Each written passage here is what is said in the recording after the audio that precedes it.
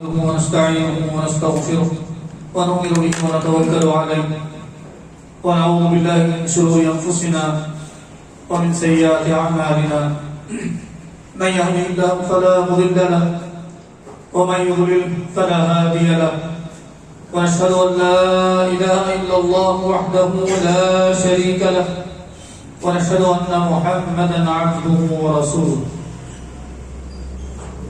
اما بعد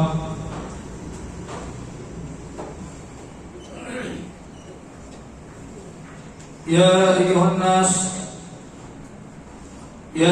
الذين آمنوا اتقوا الله حق تقاته ولا تموتن إلا وأنتم مسلمون يا أيها الناس اتقوا ربكم الذي خلقكم من نفس واحدة وخلق منها زوجها وبث منهما رجالا كثيرا ونساء واتقوا الله الذي تساءلون به والأرحام إن الله كان عليكم رقيبا يا أيها الذين آمنوا اتقوا الله وقولوا قولا سديدا يصلح لكم أعمالكم ويغفر لكم ذنوبكم ومن يطع الله ورسوله فقد فاز فوزا عظيما قال الله تعالى في القرآن المجيد بسم الله الرحمن الرحيم يا أيها الذين آمنوا كتب عليكم الصيام كما كتب على الذين من قبلكم لعلكم تتقون أياما معدودات وقال يا أيها الذين آمنوا اتقوا الله حق تقاته ولا تموتن إلا وأنتم مسلمون وقال ومن أراد الآخرة وسعى لها سعيها وهو مؤمن فأولئك كان سعيهم مشكورا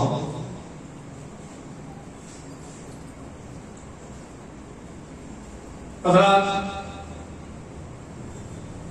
اس مہینے میں، اس ماہ مبارک میں جس سے گزر رہی ہیں، اس کے کیا کہنے کہ اس نے دیگر تمام 11 مہینوں پر اپنے آپ کو فضیلت پائی ہے، اس اعتبار سے کہ اس میں اللہ نے رحمتوں، مغفرتوں، درجات کی بلندی کا سبب بنا دیا ایمان و عمل کے ذریعے جو کثرت سے اس مہینے میں کرتا ہے، اور بشارت ہے ان لوگوں کے لیے جو اس مہینے کو غنیمت جانتے ہیں اخروی زندگی کی تیاری کے لیے، اور ساتھ ہی ساتھ اپنی دنیاوی زندگی کو کامیاب کر بنائیں اور اپنے آپ کو عزت والا بنائیں اللہ کی نگاہ میں۔ اسی مناسبت سے جو موضوع آج مجھے دیا گیا کہ روزے کا اصل مقصد کیا ہے، اس کے ضمن میں بات حمد و صلات خطبہ مسنونہ کے بعد میں نے ایک عالمگیر آیت جو اس مہینے کی طرف اور اس مقصد کی طرف اشارہ کرتی ہے گوشہ گزار کی۔ اللہ رب العالمین نے قرآن مجید میں کثرت سے یا ایھا الذین آمنوا کا لفظ استعمال کیا، اور جب آپ یا ایھا الذین آمنوا کی طرف متوجہ ہوں، اپنی توجہ کو مرکوز کریں تو اللہ خطاب فرما رہا ہے، مخاطب ہو رہا ہے۔ مخاطب کون ہو رہا ہے؟ وہ ذات جو رب العالمین ہے، جس نے تمہیں وجود بخشا اور تمہیں ہدایت کی، رہنمائی کی، جبکہ تم اس حالت میں وجود عطا کیے گئے کہ تم کچھ نہیں جانتے تھے، کوئی حاجت ہوتی، کوئی تکلیف پہنچتی تو رو دیتے، اور اس کے سوا تم کچھ نہ جانتے تھے، تمہیں عقل سلیم عطا کی، رشد و ہدایت عطا کی، اور اچھے برے کی تمیز تمہیں پیدا کی۔ یہ تمام تر نعمتیں دینے کے بعد اس نے مخاطب کیا اپنے آپ کو قرآن مجید کے ذریعے ہر انسانیت کو، اور انسانیت میں بھی وہ لوگ جو سب سے اعلیٰ معیار کے لوگ ہیں، وہ کون ہیں؟ ایمان والے۔ یا ایھا الذین آمنوا، ایمان والو، کتب علیکم الصیام، روزے کی طرف اشارہ ہے کہ تم پر روزے فرض کیے گئے ہیں، جس طرح تم سے پہلے آدم سے لے کر عیسیٰ تک کی قوم پر فرض کیے گئے ہیں۔ تو معلوم یہ ہوا کہ روزے صرف ہم پر ہی نہیں، ہم سے پہلے والی قوم پر فرض کیے گئے، جو ضروری تھا، لازم جز تھا گناہوں سے بچنے کے لیے۔ ہر قسم کی معصیت سے اپنے آپ کو روکنے کے لیے، نفس کی شرارتوں سے بچنے کے لیے اور نفسانی خواہشات پر روک لگانے کے لیے۔ تو معلوم یہ ہوا کہ ہم سے پہلے کے لوگ بھی تھے جن پر یہ قانون لاگو کیا گیا۔ پھر آگے فرمایا کس لیے 3 مقصد اس آیت میں روزے کے بیان کیے گئے۔ پہلا یہ، تم سے پہلے کے لوگوں پر مقصد کیا تھا؟ تقوی اختیار کرنا، وہ فرض ان پر تھا جس کو لازم و مندوب انہیں پکڑنا تھا، انہوں نے کیا۔ پھر اس کے بعد کما تم کو فرض کیا گیا تم پر سب سے پہلے، کیوں؟ اس کا حوالہ دیا گیا کہ تم یہ صرف تم ہی پر نہیں بلکہ تم سے پہلے والوں پر فرض کیا گیا تھا۔ 2، تیسرا مقصد یہ ہے کہ اللہ نے ساری انسانیت کی ہدایت کے لیے، ان کے نفسانی خواہشات پر روک لگانے کے لیے اور ان کو صحیح معنوں میں شکر گزار بنانے کے لیے اور اللہ کا ڈر ان کے اندر پیدا کرنے کے لیے ان پر بھی لاگو کیا گیا، تم پر بھی لاگو۔ پہلے تم پر نہیں، تم سے پہلی قوموں پر، تاکہ وہ نمونہ آئیڈیا بنایا گیا اور پھر تمہیں بھی حکم دیا گیا۔ یہ اصول ہے اللہ رب العالمین کا۔ پھر کہا گیا تیسرا کیا اشارہ، تیسرا نقطہ جو بیان کیا، لعلکم تتقون، کہ تم تقوی شعار بن جاؤ، اللہ سے ڈرنے والے بن جاؤ، تمہاری زندگی کے ہر موڑ پر بریک لگے تاکہ تم نفس کی شرارتوں سے، اعضاء و جوارح کی شرارت سے بچ جاؤ، گناہوں کی طرف نہ جاؤ، تاکہ تمہارے اعمال ضائع نہ ہو جو تم کر رہے ہو۔ اب روزہ انسان کو سکھاتا کیا ہے؟ اور یہ روزے کیا ہیں؟ ایام معدودات، ایک گنتی کے چند دنوں کے لیے تم پر وارد کیے گئے ہیں، 29 یا 30 دن۔ اس میں اللہ رب العالمین نے عقل مندوں کے لیے بڑی ٹریننگ رکھی ہے، اور عمومی طور پر ہم یہ سمجھتے ہیں کہ روزہ بھوکے پیٹ رہنے کا نام ہے جو 13-14 گھنٹوں پر محیط ہوتا ہے، ہرگز نہیں۔ روزہ ہاتھ کا بھی ہے، روزہ آنکھ کا بھی ہے، روزہ کان کا بھی ہے، اور روزہ زبان کا بھی ہے۔ یہ اہم ترین اعضاء ہیں جس سے اکثر گناہ سرزد ہوتے ہیں۔ لعلکم تتقون اسے نہیں آیا، اس میں بڑی حکمت ہے، بڑے معنی مفہوم اس میں بنا ہے، سمندر ہے، دریا ہے معنی مفہوم کا۔ تقوی کیا ہے؟ ایک مرتبہ حضرت عمر فاروق رضی اللہ تعالی عنہ نے سید القراء ابی ابن کعب رضی اللہ عنہ سے مخاطب ہوئے اور پوچھا کہ ابی بتلاؤ تقوی کیا ہے، تقوی کسے کہتے ہیں؟ تو ابی ابن کعب نے کہا اے امیر المومنین، تقوی یہ ہے کہ انسان ہر قسم کی برائی سے بچ جائے۔ مثال انہوں نے دی کہ اے امیر المومنین، کبھی ایسا ہوا کہ آپ نے کسی ایسے راستے سے اپنا گزران کیا ہو، ایسے راستے سے آپ گزرے ہوں جس کی دونوں طرف کانٹے دار ساڑیاں ہوں جو آپ کے نہ صرف کپڑوں کو بلکہ آپ کے جسم کو ضرر لگا سکتے ہیں، نقصان پہنچا سکتے ہیں، تو آپ کس طرح گزریں گے؟ امیر المومنین نے فرمایا کہ ابی، یقینی بات ہے، عقل کا تقاضا یہ ہے کہ میں اپنے دامن کو بھی سمیٹ لوں اور اپنے جسم کے ہر حصے کو بچاؤں تاکہ ان کانٹوں سے نہ زخمی ہوں نہ اپنے کپڑے کو ضائع ہونے ہوں۔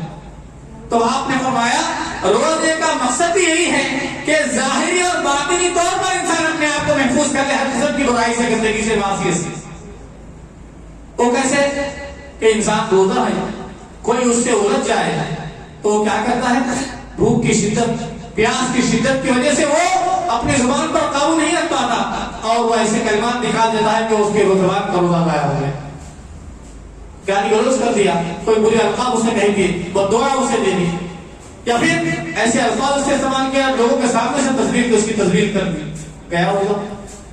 تو اللہ نے فرمایا کہ میں انسان کے بھوکے رہنے کا محتاج نہیں ہوں، یا اس کی کسی حرکت و عمل کی ضرورت نہیں ہے۔ میری تسبیح و تحلیل کے لیے زمین و آسمان کے تحت نگاہ فرشتے ہر آسمان پر مقرر ہے جو 24 گھنٹے میری تسبیح و تحلیل کر رہے ہیں۔ یہ تو تمہاری اپنی بھلائی کے لیے، یہ تمہاری اپنی آخری زندگی کی کامیابی کے لیے جو ہم نے لگایا۔ ہر آن ہر لمحہ غور کریں آیات پر، زندگی پر اور مہینوں کے اعتبار سے جو ایام میں ہم کو چیزیں نصیحتیں کی گئی، جو احکام ہم پر وارد کیے گئے ہیں، وہ ہماری حکمت سے، اس میں حکمت ہی حکمت ہے۔ کوئی چیز حکمت سے خالی نہیں ہے، کوئی چیز معنی سے خالی نہیں ہے۔ قرآن ایسے ہی نازل نہیں ہوا، ماہ رمضان یوں ہی وارد نہیں ہوا، بڑے نصائح اور بد و مسائل کا نازل ہوا ہے لوگوں کے لیے۔ آپ دیکھیں کتنی نعمتیں اللہ نے رکھی ہیں، بہت ساری چیزیں ہیں، جن کو ہم گنائیں مثال کے طور پر، اگر کوئی آدمی صدقہ کرتا ہے، خیرات کرتا ہے، کسی کے کام آ جاتا ہے، کسی کا کوئی بوجھ ہلکا کر دیتا ہے تو اس کا اجر اسے بدلا دیا گیا۔ اگر کوئی قرآن مجید پڑھتا ہے، سب سے آسان مثال سمجھنے کے لیے کہ اگر آدمی الف لام میم کہہ دے تو اس سے 30 نیکیاں حاصل ہوگی۔ الف حرف اور لام حرف اور میم حرف کہ ایک حرف پر 10 نیکیاں اللہ نے رکھی۔ اور جہاں معاملہ روزے کا آیا، آپ نے فرمایا الصوم لی، اللہ نے کہا روزہ میرے لیے، وانا اجزی بھی، اور اس کی جزا میں اپنے ہاتھوں سے دوں گا۔ اللہ اکبر۔ اس سے معلوم ہوا کہ یہ کوئی معمولی چیز نہیں ہے۔ نماز کے فوراً بعد جو ارکان بیان کیے گئے ہیں اس میں اہم ترین بڑا بلند ترین فریضہ ہے، جس سے ہم میں سے بہت سارے لوگ غفلت برتتے ہیں۔ کسی کے پاس طول طویل سفر کر کے کام کو جانے کا بہانہ ہے، کسی کے پاس محنت و مشقت کا بہانہ ہے، کسی کے پاس بیماری کا بہانہ ہے۔ میرے بھائیو، یہ ساری چیزیں کب تک کی ہیں؟ 50-60 سال زندگی کی۔ اگر انسان اپنے آپ کو اپنے روٹین میں کچھ چینج ڈالے، 11 مہینے جس اللہ نے کہا وہ بھی سمائی رزقکم وما توعدون، اللہ نے آسمان میں تمہارے رزق کے بارے میں لکھ دیا، انتظام کر دیا ہے، آسمان میں لکھ دیا گیا ہے کہ تمہیں کیا ملے گا۔ اور تم ایسے مہینے کو، ایسے بابر مہینے کو جس میں ایسے رکوع کو لازم و مطلوب کہا گیا لعلکم تتقون کے حوالے سے، تاکہ تم تقوی والے بن جاؤ اور اس کے ہاتھوں سے جزا پانے والے بن جاؤ قیامت کے دن۔ کیا بات ہے کہ اس بات کو ہم سمجھ نہیں پاتے یا سمجھنا نہیں چاہتے، یا ہماری عقلیں معاف ہو چکی ہیں، یا اللہ کا ڈر ہمارے اندر اس درجے پر نہیں پہنچا ہے جو پہنچنا چاہیے کہ لوگ ایسے ہی سال گزار۔ میں دیکھتا ہوں کئی نوجوان ایسے ہیں، اور آج کل تو ماشاءاللہ علماء کی بڑی تحریر سے تبھی ان کے پاس جاتے ہیں لوگ، سوال کرتے ہیں اور سوال کا جواب دیتے ہوئے چل پڑتے ہیں، کہتے ہیں کہ مولوی صاحب ہم روزہ نہیں لے سکتے، یہ ہمارے مسائل ہیں، ان چیزوں میں ہم گھرے ہوئے ہیں کہ ہم اپنے روزے کے لیے دوسرے کو افطار کرا دیں۔ جبکہ حکم کیا ہے؟ جو آدمی سفر میں ہو، مریض ہو، اس کو مستثنیٰ کیا گیا عارضی طور پر، اور ان ایام سے گزرنے کے بعد، سفر سے واپس آنے کے بعد، بیماری سے واپس لوٹنے کے بعد کیا کرو؟ پوری کر لو، ان کو پورا کر لو، اس کو مستثنیٰ نہیں کیا گیا۔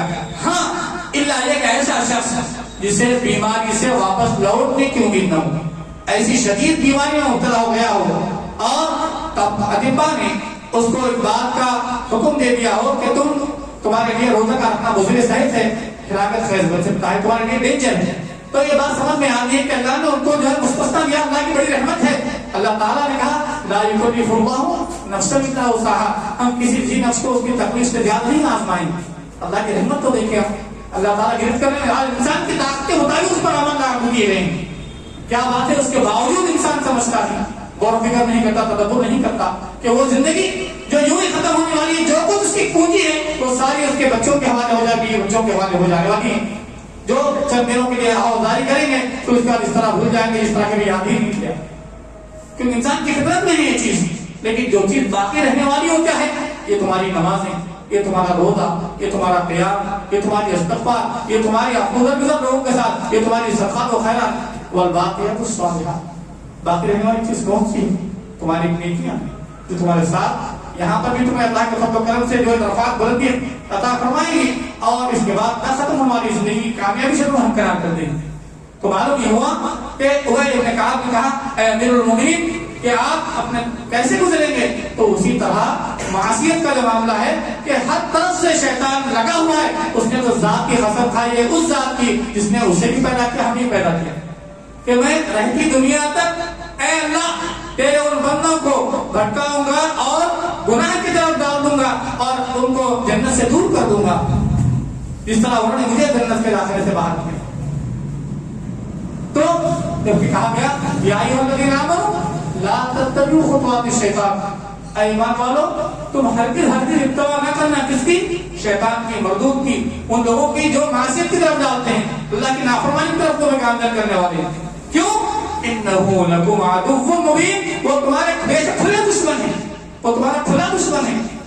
اتنی واضح طور پر اللہ نے قرآن میں بیان کر دیا۔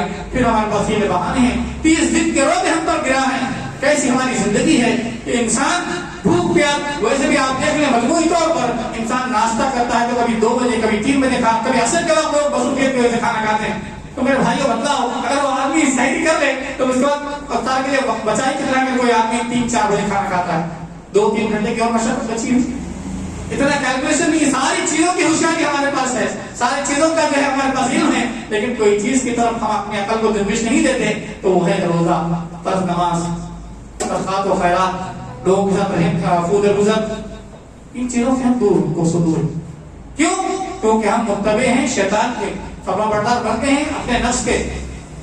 اسی لیے قرآن میں ایک موقع پر کہا گیا کہ ایک تو تقویٰ ہے، دوسرا انسان کے اپنے نفس کو خدا بنا کر زندگی گزارنا ہے. وہ کیا ہے کہ تم نے اس شخص کو نہیں دیکھا اور آئی کا ہوا جس نے اپنے نفس کو اپنا خدا بنا لیا. ارے روزہ رہوں گا تو کیا شوگر وہ ہو جائے گی، ہارٹ کی پرابلم آ جائے گا اور آنکھ خراب ہو جائیں گی، اور شاید ہو رہا ہے کہ کوئی ایسا حادثہ پیش آئے کہ میں چلتا چلتے گھنٹے گر جاؤں اور کوئی سواری مجھے ٹھوکر مار دے اور میں زخمی ہو جاؤں یا ہلاک ہو جاؤں. یہ سارا ڈر ہے انسان کو، لیکن اس کا ڈر نہیں جس نے اس پر روزے لازم کی. اگر انسان احتیاط کے ساتھ اپنی روٹین آف لائف میں تبدیلی لائے اور اپنے آپ کو اللہ کے احکام قوانین کے مطابق کر دے، صبح کو صبح رکھے، شام کی تمیز پر صبح اور شام میں تمیز باقی رکھے. اللہ نے کہا وَجَعَلْنَا اللَّيْلَ لِبَاسًا وَجَعَلْنَا النَّهَارَ مَعَاشًا، ہم نے رات کو بچھونا بنا دیا اوڑھنا، اور وَجَعَلْنَا النَّهَارَ اور دن کو معاش کا ذریعہ بنا دیا. اور ہم کیا کر رہے ہیں؟ دوپہر تک سو رہے ہیں اور رات کے پچھلے پہر جب کہا قُمِ اللَّيْلِ، کائنات کے امام کو حکم ہوا کہ اٹھ کھڑے ہو، اس وقت جاگ رہے ہیں، کٹوں پر بیٹھے ہوئے فضول کی گفتگو میں لگے ہوئے. ساری کوششیں، ایک آیت آپ کے ساتھ آگے گوشہ گزار ہوگی جس کو میں نے تلاوت کیا، پھر بنی اسرائیل کی. تو اس لیے کہا گیا کہ تم غنیمت جانو ان دنوں کو، اور وہ آدمی بڑا ہی بدنصیب ہے جو ماہ مبارک کو پائے اور اس کی قدر نہ کرے. اللہ کے رسول نے آمین کہا اس پر، لعنت ہو، پھٹکار ہو، تباہی ہو، بربادی ہو ان لوگوں کی جو اس مہینے کو پائے، ماہ صیام کو، اور اس سے اپنی مغفرت نہ کروا لے. تو اس سے اندازہ ہوا کہ لوگ اس اہم ترین فریضے سے کس قدر منہ موڑے ہوئے ہیں اور کیسے خواب غفلت میں پڑے ہوئے ہیں. جبکہ حکم کا آرڈر آمنو، اے ایمان والو روزے رکھو، تم پر فرض کیے گئے ہیں. اور ہے اللہ رب العالمین کا. اگر ایک سی او کا، ایک مینیجر کا، جنرل مینیجر کا آرڈر آپ نہیں مانیں گے تو آپ کو 1-2 مرتبہ تبلیغ ہوگی، اس کے بعد آپ نکال دیے جائیں گے.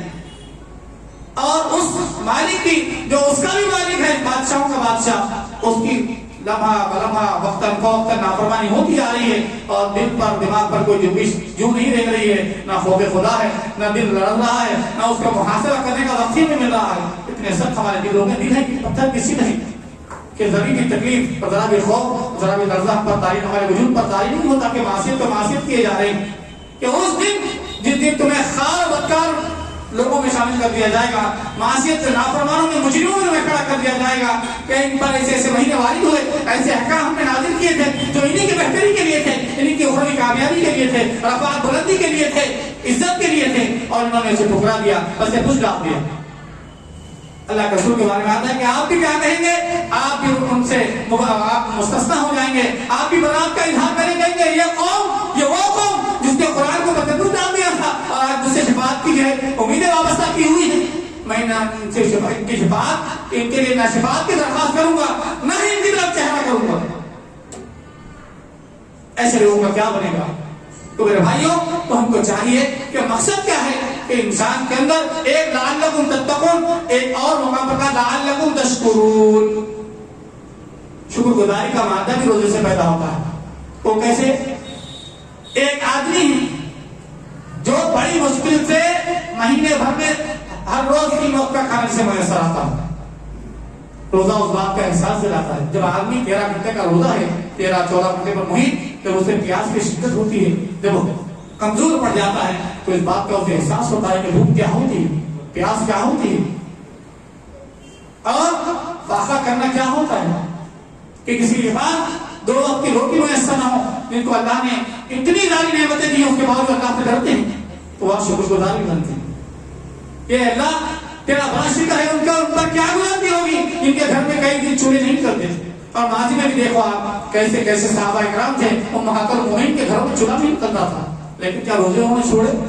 کائنات کے امام کے 2-3 دن کے فاتح ہیں، العزم لوگ ان کے ساتھ ہیں، پیٹ پر پتھر باندھے ہوئے ہیں اور ہر کی شکایت نہیں ہے، اور کہتے ہیں الحمدللہ یا اللہ، ہر حال میں اس رب کا شکر ہے، اس کے احسان ہے، اس کی تعریف ہے جس نے وجود بخشا، اس بات کی استطاعت کی، قوت دی کہ اس کو برداشت کرے اور اس کی تسبیح و تحلیل سے ہرگز نہ مڑے، نہ پھر جائے۔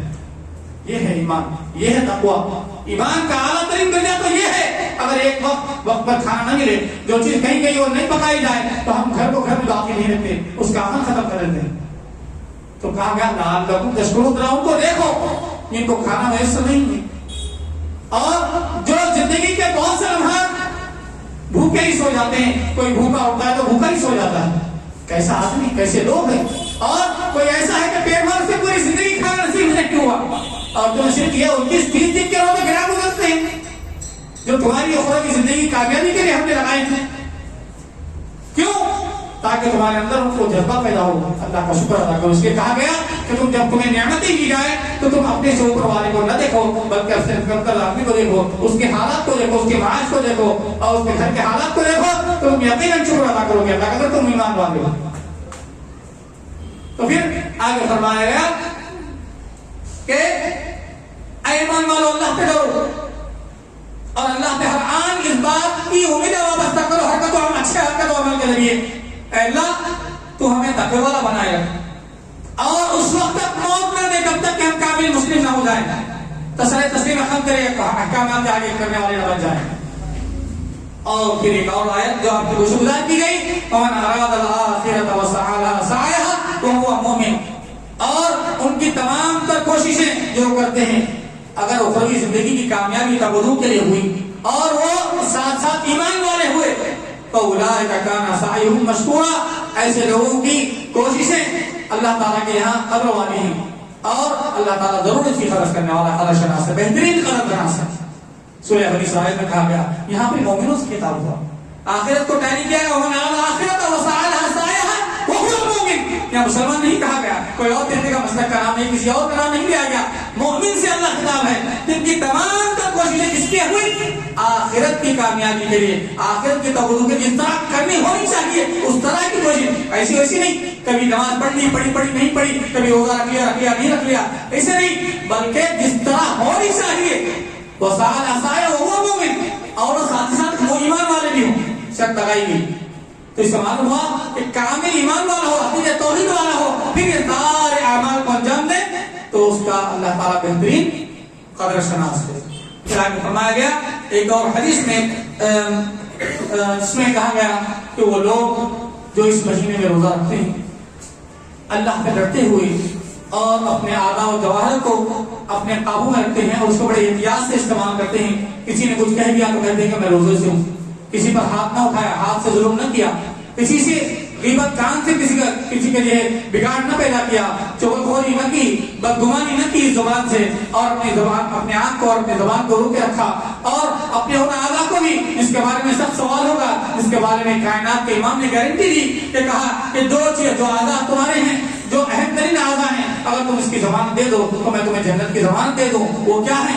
ایک تمہاری شرمگاہ اور ایک وہ زبان جو سب سے زیادہ انسان کو خسارے میں ڈالنے والی ہے۔ کتنی ایسی باتیں گفتگو ہیں جس کا ہم احساس بھی نہیں کرتے، بولتے چلے جاتے ہیں، بولتے کثرت سے گفتگو کرنا ہمارا وغیرہ شعار بن گیا ہے، جبکہ کہا گیا کہ عقل مند آدمی وہ ہے جو کم بولے اور زیادہ سنے اور احساس کرے اور اپنے اعمال کا جائزہ لے، وہ سب سے زیادہ عقل مند اور کامیاب ترین آدمی ہے روز زمین پر۔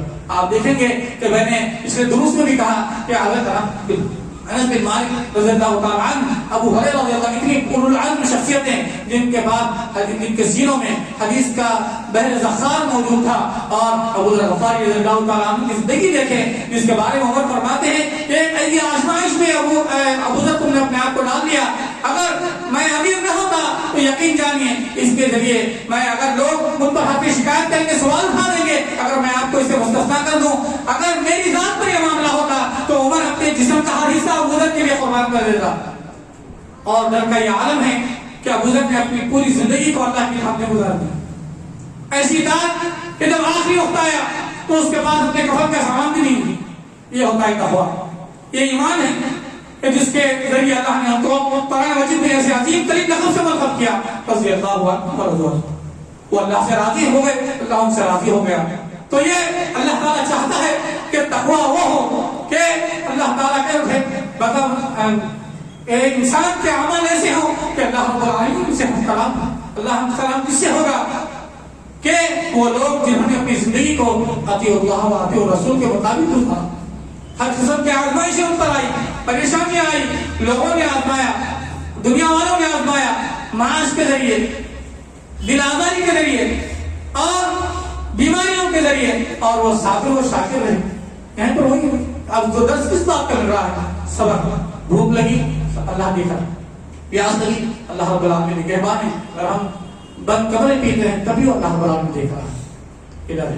صبر کرتے ہوئے اللہ سے ڈرے. پھر شکر ہے اے اللہ تو نے اتنی استطاعت و قوت اور دماغ کو اس بات کا جو ہے کی تمیز بخشی کہ ہم اس کا احساس کرتے ہوئے اس مہینے کو غنیمت جانتے ہوئے اس کے مہینے میں ہم اس مہینے میں حسب استطاعت کار خیر کرتے جاتے ہیں تاکہ ہم آخرت میں ان لوگوں میں شامل کیے جائیں جن کو اللہ رب العالمین کے سائے میں جگہ عطا ہو. صحابہ کی زندگی کو اٹھائیں تو ایسے ہی ان کی زندگیاں ہجرت میں، صعوبتوں میں، پریشانیوں میں گزری اور پھر ان کے پاس کوئی خاص مال نہ تھا. اگر ان کے پاس کوئی مال تھا تو ایمان کی دولت ایمان تھی اور وہ شاکر صابر تھے. یقین صحیح معنوں میں وہ شاکر و شاکر تھے. اسی لیے اللہ نے کہا، اللہ کے رسول نے فرمایا خیر القرون قرنی ثم الذین یلونہم کہ میرے بعد میرے صحابہ کا دور دیکھو جو ستاروں کا مانتے ہیں. اگر تمہیں عمل کرنا ہے، اپنی زندگی کو کسی کو نمونہ لینا ہے زندگی گزارنے کے لیے، میری زندگی کو لقد کان لکم فی رسول اللہ اسوۃ حسنہ. تو میں سب سے بہترین نمونہ معلوم کے طور پر، آئیڈیل کے طور پر کس کی زندگی کو اللہ نے والد کیا؟ کائنات کے امام کی، پھر اس کے بعد صحابہ کرام کی، پھر تابعین کی. یہ خیر القرون تین دور ہیں کہ سب سے بہترین دور ہے عمل کے اعتبار سے، تقویٰ حاصل کرنے کے اعتبار سے اور اپنی زندگی کو سنوارنے کے اعتبار سے نمونے کے لیے کافی ہے. تو ہم کو چاہیے کہ ہم روزے کو مقصد کو سمجھیں اور اپنے اعضاء و جوارح کو اپنے کنٹرول میں رکھیں اور یہ جان لیں کہ تمہاری بھوک تم کو نجات نہیں دلائے گی، بلکہ جو اعضاء و جوارح تمہارے جسم پر پیوست ہے، آنکھ ہے، زبان ہے، کان ہیں، یہ تمام ہاتھ ہیں، پیر ہیں، اگر یہ معاشرت کے چل پڑتے ہیں تو تمہارا روزہ کسی کام کا نہیں ہے، تمہارا قیام کسی کام کا نہیں ہے، بلکہ تم خسرت دنیا والآخرہ اور دنیا واقع دونوں خسارہ اٹھانے والوں میں سے ہو جاؤ گے. اگر تم نے اس کو سمجھ لیا اور تقویٰ عہد کے عین مطابق اپنی زندگی گزاری اور تقویٰ جو حاصل حاصل ہے روزے کا، رمضان کا، اگر اسے تم حاصل کر لیا، اس تک تم پہنچ گئے تو جان لو کہ تم کامیاب ہو. تم سے بڑا عقل مند اور کامیاب کوئی نہیں ہے. یہ چند باتیں تھی، گزارشات تھی جو آج کے خطبہ جمعہ کے حوالے سے میں نے آپ کے سامنے رکھی. اللہ رب العالمین سے دعا ہے کہ اللہ رب العالمین ہمیں اس ماہ کے بچے ہوئے ایام میں بھی خوب عبادت کرنے کی توفیق و استطاعت عطا فرمائے.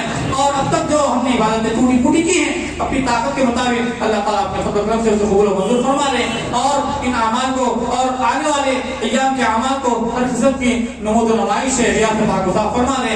اللہ تعالیٰ ہر آن اس کا شکر گزار بنائے رکھے اور ہر آن اس کے تقوی کو اختیار کرنے والا بنا دے.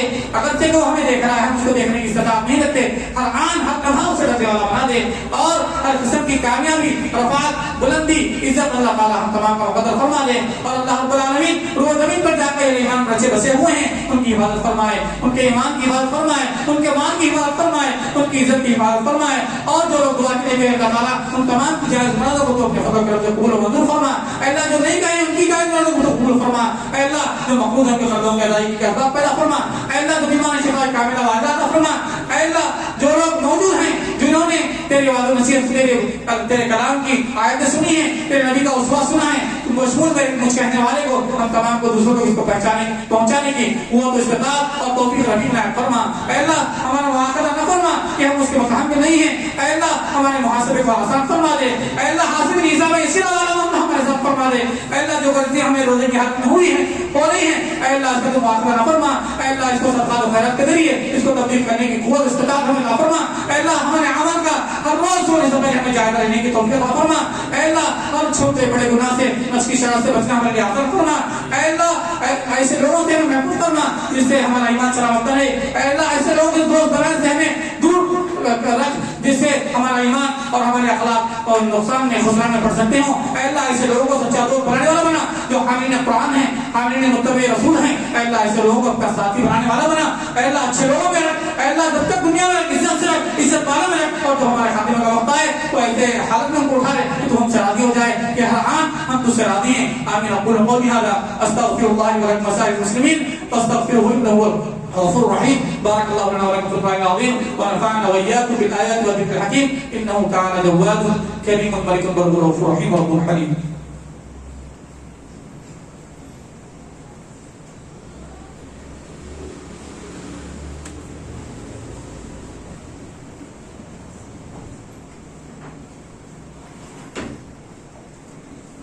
إن الحمد لله لك الحمد حمدا كثيرا طيبا مباركا، وأشهد أن لا إله إلا الله وحده لا شريك له، وأشهد أن محمدا عبده ورسوله.